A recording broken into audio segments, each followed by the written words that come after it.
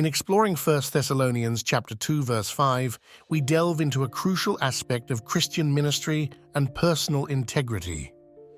The Apostle Paul, in his letter to the Thessalonian church, provides a stark reflection on the purity and sincerity that must characterize those who proclaim the gospel of Jesus Christ.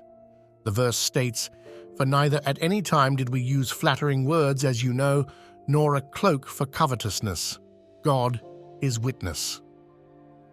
This declaration by Paul highlights several foundational truths about the conduct of a faithful minister of the gospel. First and foremost, the apostle disavows the use of flattering words.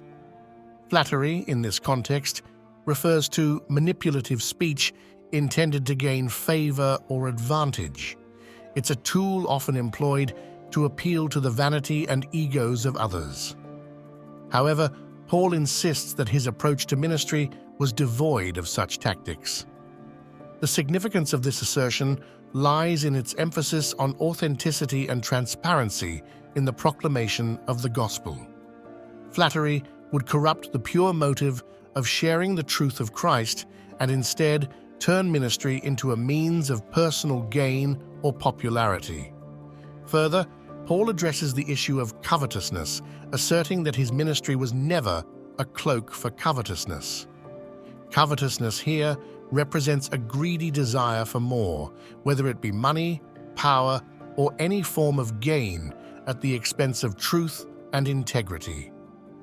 Paul's ministry was free from any hidden agendas or desires to exploit his spiritual responsibilities for material or personal benefits.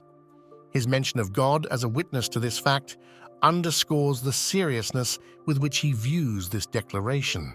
It's not merely a defense against potential accusations from his detractors, but a solemn affirmation before God, who sees all hearts and knows all motives. The implications of these principles extend far beyond the first-century church to the heart of modern Christian ministry. In a culture where personal gain and self-promotion are often glorified, Paul's words serve as a corrective, calling us back to the core of what it means to serve Christ. Ministers of the gospel are to be marked by a selfless devotion to the truth, free from the corrupting influence of personal gain.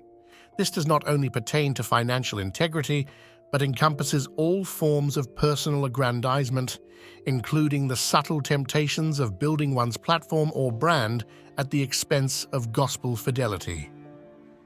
The gospel itself is a message of self-denial and sacrificial love, epitomized in the person and work of Jesus Christ. Thus, those who proclaim it must reflect its nature.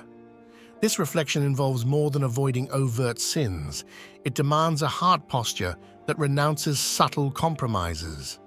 When Paul speaks of not using flattery, he points to a communication style rooted in sincerity and godly sincerity, which seeks to build others up in truth rather than manipulating them for selfish ends.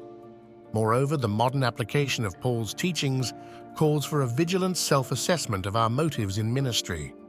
Every preacher, teacher, and leader in the church must continually evaluate whether their actions are driven by a desire to serve God and advance His kingdom, or by personal or financial interests. This introspection is necessary not just for those in formal ministry roles, but for all believers, as each one has a role in representing Christ in this world. In practical terms, this means our speech should be gracious, yet grounded in truth, our actions guided by integrity, and our ministry motives pure. We are to guard against the subtle encroachments of covetousness by fostering contentment and trust in God's provision. Our reliance on God's approval should surpass our desire for human approval. In doing so, we not only adhere to the example set by Paul, but actively cultivate a ministry environment that prioritizes the spiritual over the material, the eternal over the temporal. 1 Thessalonians chapter 2 verse 5 is not merely historical testimony to the integrity of Paul's ministry, but a template for all who would follow in his footsteps as ambassadors of Christ. It challenges us to examine the purity of our methods and the sincerity of our motives. As we continue to navigate the complexities of modern ministry, may we do so with a commitment to the principles Paul articulated, ensuring that our service is pleasing to God and edifying to His people. In a world rife with deception and superficiality, let the Church stand as a beacon of truth and integrity, demonstrating the transformative power of the gospel lived out in sincerity and faith.